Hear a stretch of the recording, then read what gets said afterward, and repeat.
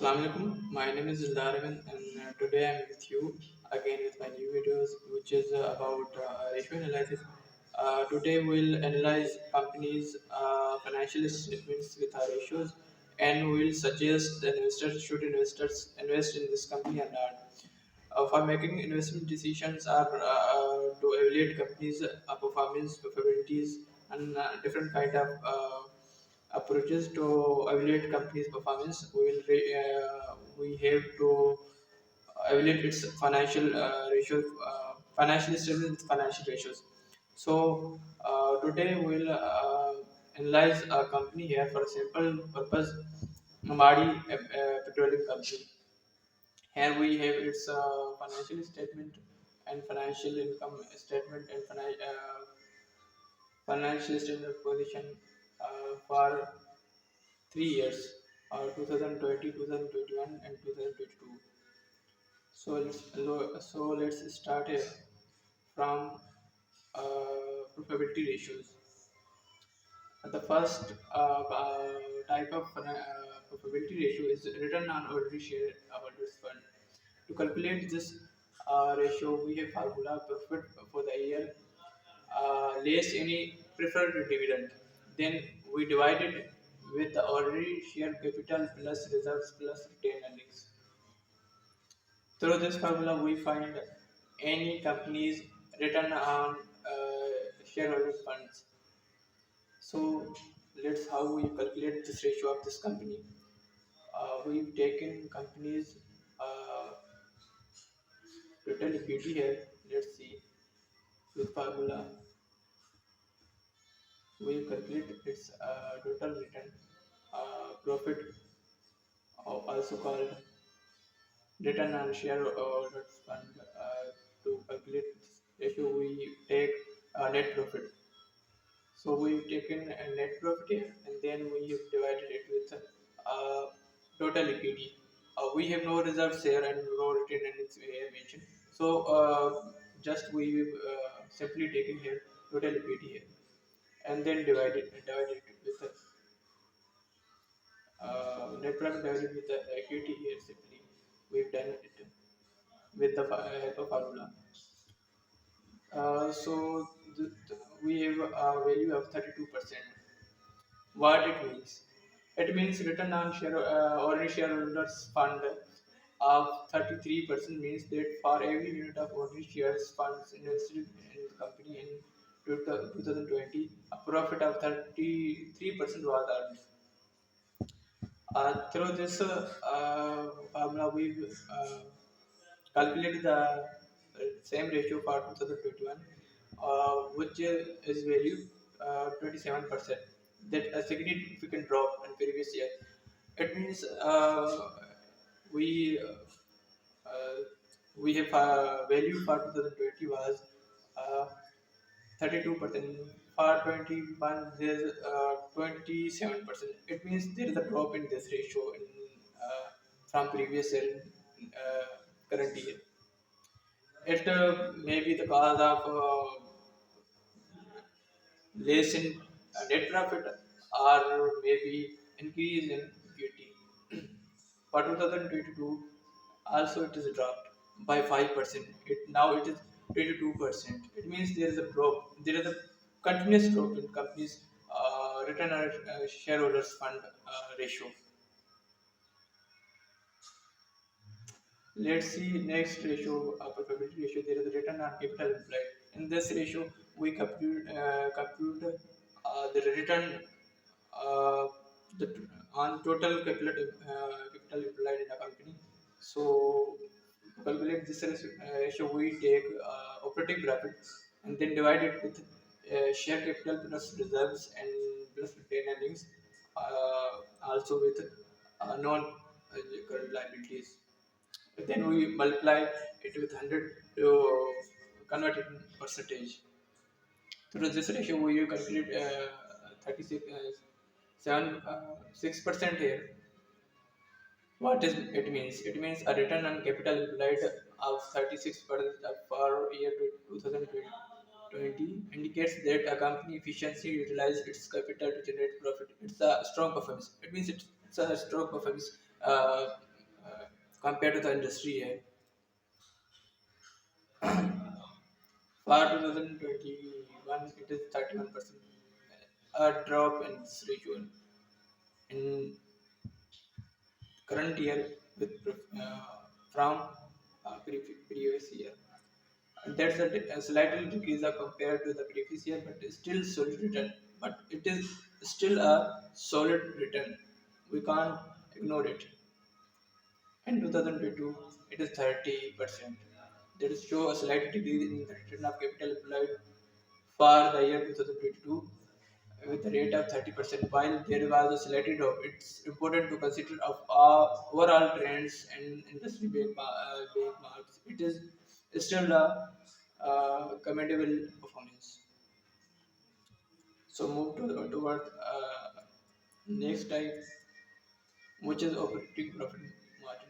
Simply to calculate this ratio, we have a formula: operating profit divided by sales revenue, and then we multiply it with 100. For 2020, there is a 51% operating profit, 51% margin in 2020 is really impressive. It means that company was able to generate a highly percentage of profit from its operation compared to its revenue. In 2021, there's 54%. It means there's an increase. We increased in operating profit, so that's why there is increase in operating profit margin. But in 2022, there is a little drop in this company, but it still is a good percentage of 52%. Sorry. Uh, they are the last topic of this, last type of this profit ratio, gross profit margin. To calculate this profit margin, we formula gross profit divided by sales revenue, then we multiply it with 100. To calculate this ratio, we taken companies values here. All the values are taken from the next we have mentioned above the financial statements, and then we calculate it with the help of formulas here, which is 87%. It is a good and best margin of gross profit. So let's start another type of financial ratio, the liquidity ratio. In this ratio, we calculate the liquidity of any company's ability to liquidate its uh, liabilities with current with its assets. So first type is current ratio. To calculate this ratio, we have formula current assets divided by current liabilities.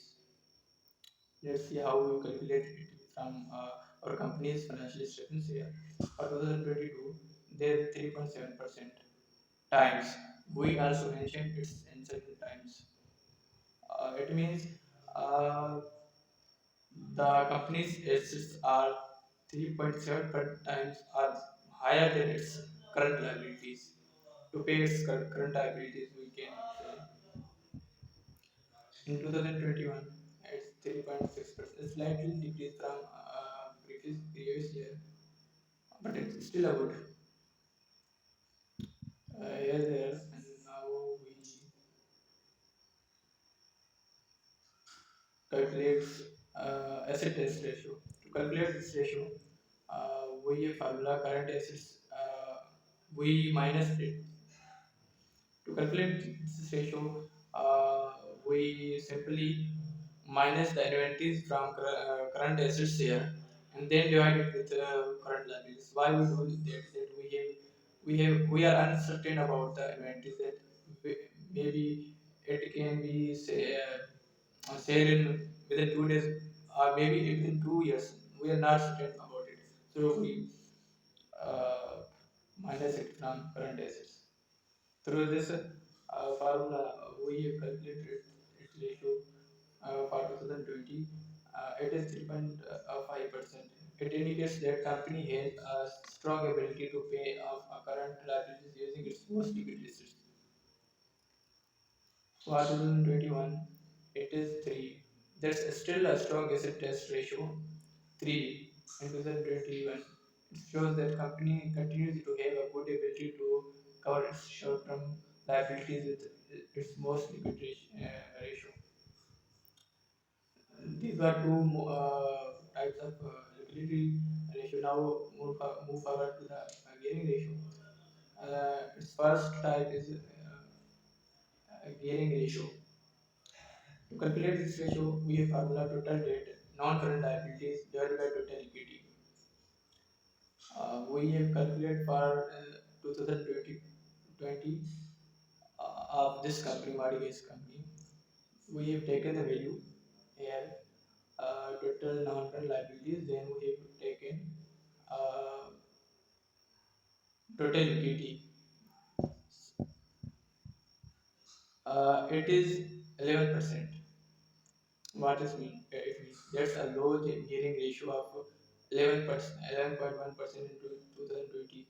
It suggests that the company has a conservative capital structure with a similar proportion of debt compared to its security. This will indicate a lower financial risk of the company. It means company has a lower risk about debt because it is a huge portion of equity. In 2021, it's 9.6%. There's an even lower gearing ratio. In 2021, it shows that the company has further reduced its financial risk by maintaining a conservative capital structure with smaller proportion of debt compared to its equity. In 2020, it's 10%, a little increase in this ratio in 2021. The second type of gearing issue is interest cover ratio. In this ratio, we see uh, operating profit to cover a company's interest expense, which we taken debt from a company or any bank. We pay interest for it. So we see in this ratio how much money to have cover the interest here.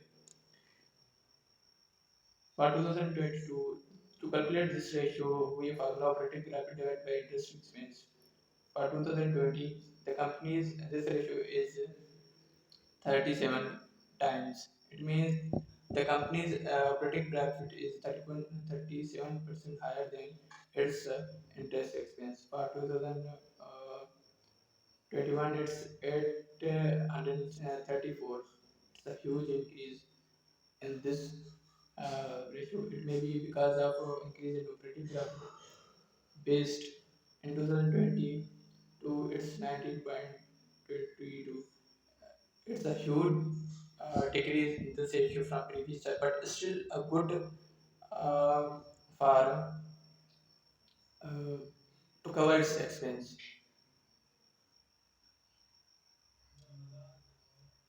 Now it's turned to the efficiency ratio. The first type of efficiency ratio is the average inventory turnover period. To calculate this ratio, we have formula average inventory held divided by cost of sale multiplied by 365. So this ratio we have calculated for 2020. We've taken company's average inventory held and then we've divided it with the cost of goods uh, and then we've multiplied it with 365. We've value of 124.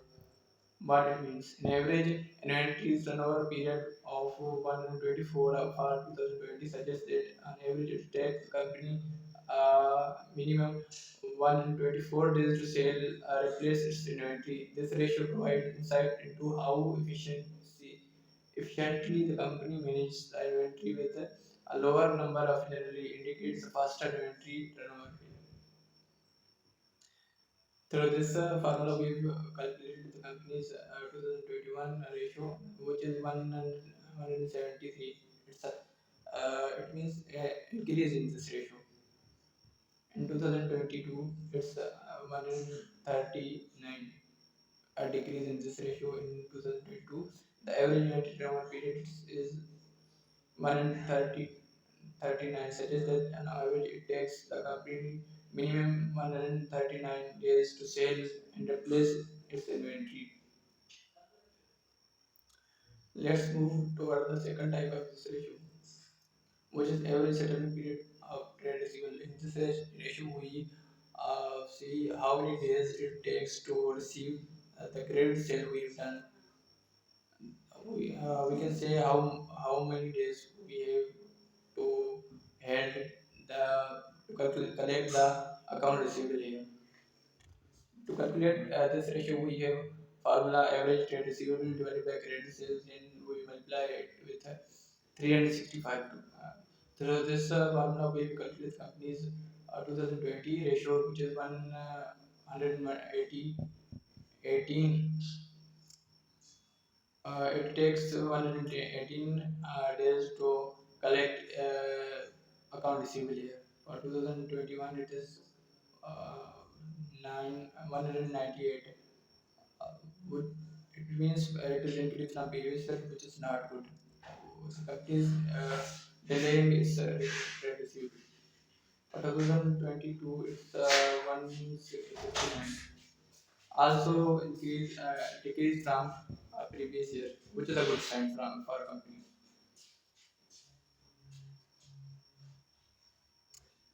The fourth type is sales revenue to capital employed. In this ratio, we see how much revenue is how much sales revenue is on the capital employed. To calculate this ratio, we use formula sales revenue divided by total capital.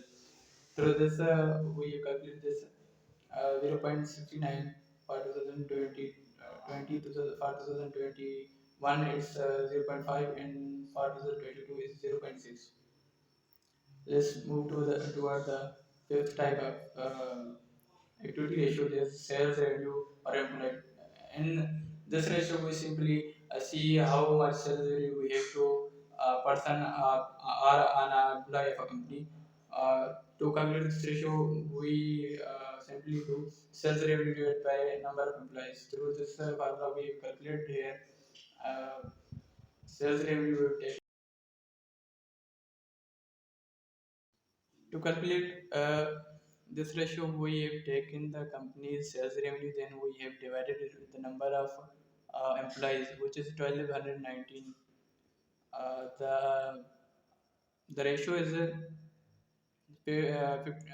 59077 per employee we have seen. And next year we have 56, which is 56471 per employee sale, which is decrease in this ratio. For 2022 is 67280. It means there is a huge increase in this year, this ratio from previous year. Now let's move toward the market ratio. The first type of market ratio is the dividend payout ratio. To calculate this ratio, we formula dividend announced for the year, and then we divide it with the earning for the years to pay dividends, multiply by 100. For 2022, we have taken the values according to the formula for the, of company, this company, and we have dividend announced for the year. We take this value from financial report of a company, and we have earning available for the dividends, which is mentioned in income statement of a company here. Through this ratio, there is a value of 2.5 for 2020.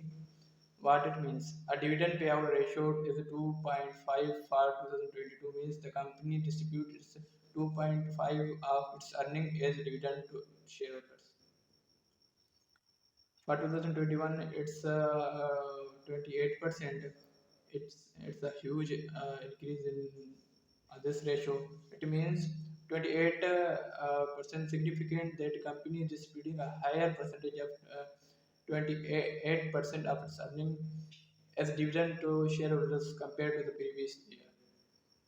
In 2022, it's continuous increase. It's now 54%. The second type of this ratio is the dividend cover ratio. Uh, uh, to calculate this ratio, we formula earning available for year available to calculate this ratio, we have a formula earnings for the year available for dividends and divided by dividends announced for year. Through this ratio, we have calculated this value for 2020, which is 38%.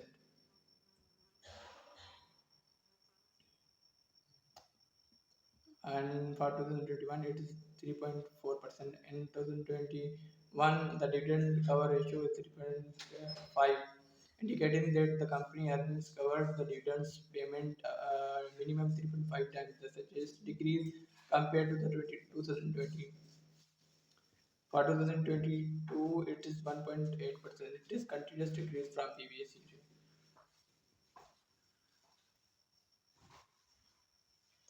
And third type is dividend yield ratio. Dividend to calculate this ratio, we formula dividend per share. Then we calculate it. Then we divide it with the market value per share. We have a dividend per share 5.8 Then market value per share is 1236. And we calculate here this ratio from above formula, which is 0.47.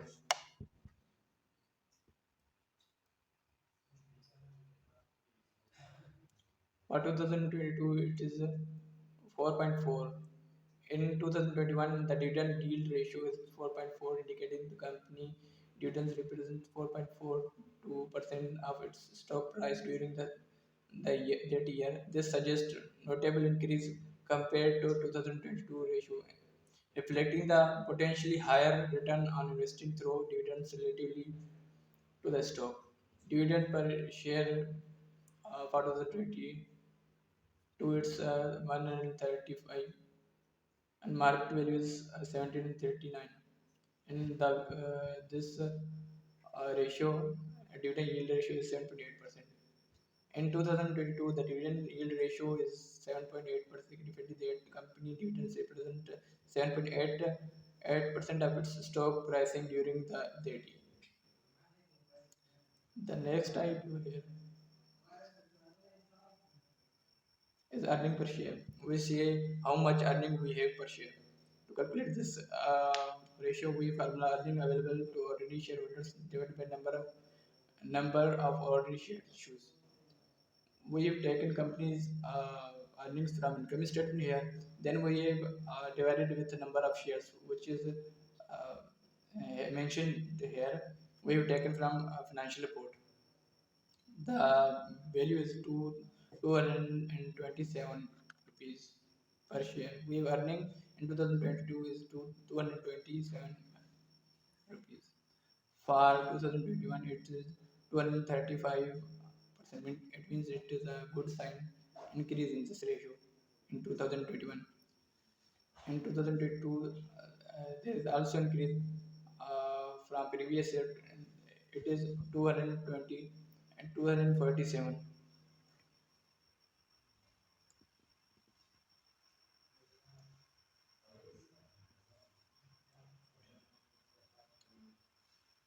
The last ratio of marketing ratio is price earning ratio. To calculate this ratio, we have formula market value per share divided by earning per share. We have this market value and earning per share is mentioned here. We have calculated this ratio for 2020, which is 5.4. What it means? A price earning ratio of 5.4 of for 2020 indicates that investors were willing to pay 5.4 for every dollar of earning per share. For 2021, it is 6%, 6.4. In 2020, the price earning ratio is 6.46, indicating that investors were willing to pay 6.46 for every dollar of earning per share. This represents increase compared to 2020. Here is also increase from previous, which is 7.01%. So it was all about this company's financial ratios. We seen that profitability ratio also indicates that there is a higher ratios of profitability ratios of this company. Investors should invest in this company, which are willing to increase their wealth in shorter period, but which are preferring dividends. They are they should not invest in these companies because the ratio of these companies for market ratio like dividends are dropping from 2020 to 2022. It means